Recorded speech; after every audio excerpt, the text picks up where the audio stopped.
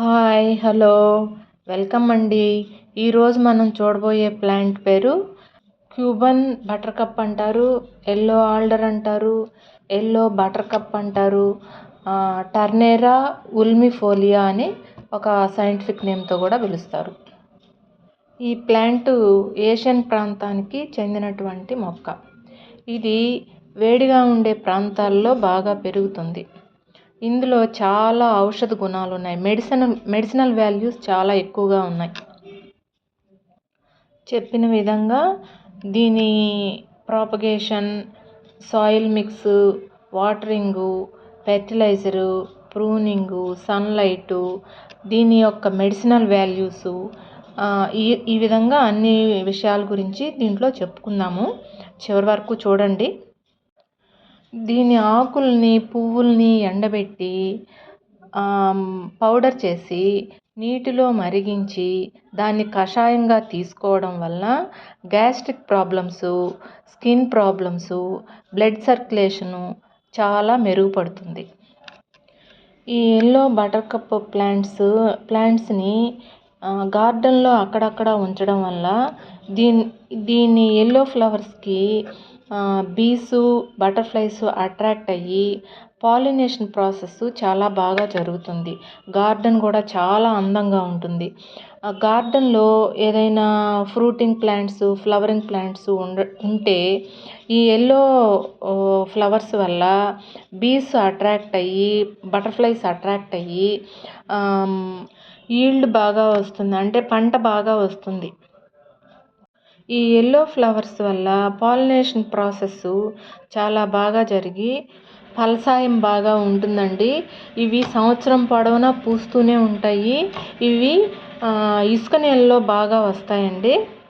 దీని స్పెషల్ ఏంటంటే ఉదయాన్నే ఫ్లవర్స్ బాగా అందంగా కనిపిస్తూ ఉంటుంది గార్డెన్.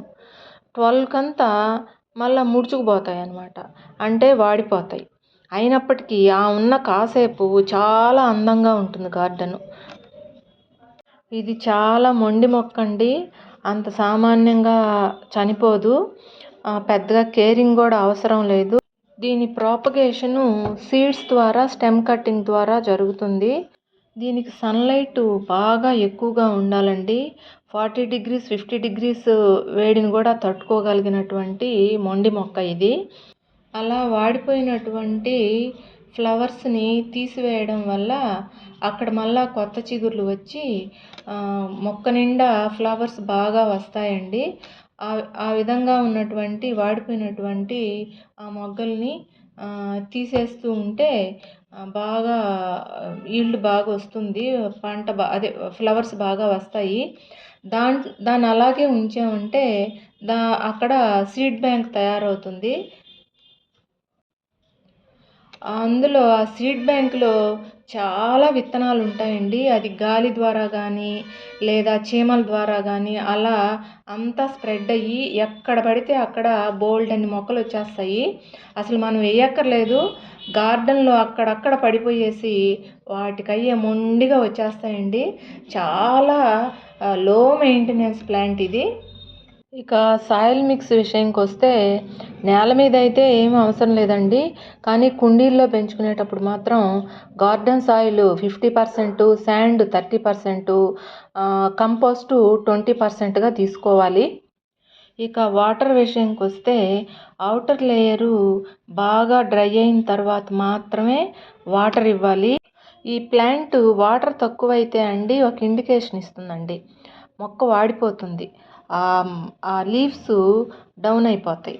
అదే మనకి ఇండికేషన్, ఇది వాటర్ తక్కువైపోయింది, ఇప్పుడు వాటర్ ఇవ్వాలి అన్నట్టు మనకి ఇండికేషన్ ఇచ్చేస్తుంది ఆ ప్లాంటే. ఫెర్టిలైజర్ విషయానికి వస్తే కెమికల్ ఫెర్టిలైజర్ ఇవ్వచ్చు, ఆర్గానిక్ ఫెర్టిలైజర్ కూడా ఇవ్వచ్చు. కెమికల్ ఫెర్టిలైజర్ అంటే ఎన్పికే కానీ డిఏపి కానీ ఇలా ఇవ్వచ్చు.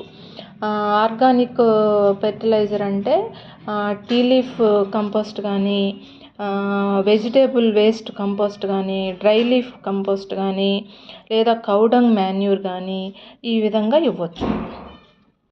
లిక్విడ్ ఫెర్టిలైజర్ కూడా ఇవ్వచ్చు. మనకి ఏది వీలైతే అది 1 monthకి ఒకసారి ఇచ్చామంటే ఇంకా ఎప్పుడు ఫ్లవర్స్ వస్తూనే ఉంటాయి. కాకపోతే దీన్ని కొంచెం ఎండలో పెట్టాలండి. నీడలో సరిగా ఫ్లవర్స్ రావు. వర్మీ కంపోస్ట్ కూడా ఇచ్చుకోవచ్చండి. లిక్విడ్ ఫెర్టిలైజరు బనానా పీల్ పీల్ని వాటర్లో కలిపి నానబెట్టి ఒక 2-3 డేస్ అలాగే ఉంచి దాన్ని వడకట్టి 1:5 రేషియోలో వాటర్ కలిపి మొదల్లో పోయాలండి. బనానా పీల్ లిక్విడ్లో పొటాషియం బాగా ఉంటుందండి. దీనివల్ల ఆకులు బాగా పచ్చగా మంచిగా ఉంటాయండి. దీనివలన పువ్వులు మంచిగా వస్తాయండి. ఇక అప్పుడప్పుడు ప్రూనింగ్ చేసుకోవడం వల్ల మొక్క బాగా గుబురుగా పెరిగి బాగా అందంగా కనిపిస్తూ ఉంటుంది. అదేవిధంగా పువ్వులు కూడా చాలా మంచిగా వస్తాయి. దీన్ని చిన్న కుండీలో కూడా పెంచుకోవచ్చు. ఇదేంటంటే రూటింగ్ సిస్టము ఆమెనే పెద్దగా ఏమీ ఉండదు, పైనే ఉంటుంది కాబట్టి చిన్న చిన్న కుండీల్లో కూడా పెంచుకొని ఫ్లవరింగు వస్తుంది. ఇక కెమికల్ ఫెర్టిలైజర్ ఎన్పికే కానీ డిఏపి కానీ అలా ఇచ్చేటప్పుడు మాత్రం చాలా జాగ్రత్తగా ఇవ్వాలి. ఎక్కువ ఇచ్చారంటే వేడి ఎక్కువైపోయి మొక్క చనిపోయే ప్రమాదం ఉంటుంది. చాలా తక్కువగా ఇవ్వాలి. 8 to 10 ఇంచి కుండీ ఉంటుందనుకోండి, దానికి చాలా హాఫ్ టీ స్పూన్ ఇస్తే సరిపోతుంది. ఇది సీడ్స్ గాలి ద్వారా వెళ్ళిపోయి ఇసుక నేలలో లేదా ఇసుకలో కూడా వచ్చి మంచిగా ఫ్లవర్స్ వస్తుందండి.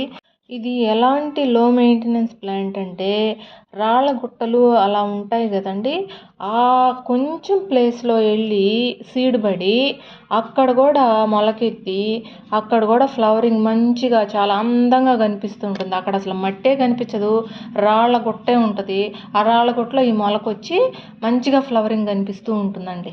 అట్లాంటి మొండి మొక్క అండి ఇది. చాలా మెడిసినల్ వాల్యూస్ ఉన్నటువంటి మొక్క, చాలా అందంగా కనిపించే మొక్క కూడా అండి. దీనికి చీడపీడలు పెద్దగా ఉండవండి. ఒకవేళ ఉంటే వింటర్లో కొంచెం గొంగళి పురుగులు వస్తాయి. అప్పుడు నీమ్ ఆయిల్ 2 ml 1 లీటర్ కలిపి స్ప్రే చేయడం వలన ఆ బెడద పోతుంది. అది ఎలాగంటే ఒక్కసారికే పోదు, 2-3 డేస్కి ఒక్కసారి మరలా కొడుతూ ఉంటే గొంగళి పురుగులు పోయి చెట్టు మంచిగా మళ్ళా వస్తుంది. సీడ్స్ ఇలా కలెక్ట్ చేసుకోవాలండి. ఎండిపోయిన ఫ్లవర్ నుంచి సీడ్ బ్యాంక్ ఏర్పడుతుంది. సీడ్స్ చూడండి, ఆ చిన్న ఒక సీడ్ బ్యాంక్లో దగ్గర ఒక 30 పైనే సీడ్స్ ఉంటాయండి. చూడండి, గమనించారా? ఇదిగో ఇలా వాటరు తక్కువైనప్పుడు ఈ విధంగా లీవ్స్ డౌన్ అయిపోయి మనకి ఇండికేషన్ ఇస్తుందన్నమాట. అదే అన్నమాట ఇది. ఇప్పుడు ఇట్లా ఉన్నప్పుడు ఖచ్చితంగా మనం దాన్ని గమనించి వాటర్ ఇచ్చుకోవాలి.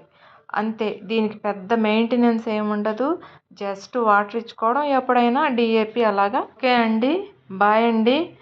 ఈ వీడియోలో ఈ మొక్క గురించి నాకు తెలిసిన అన్ని విషయాలను మీతో షేర్ చేసుకున్నానండి. Okay, thank you for watching అండి.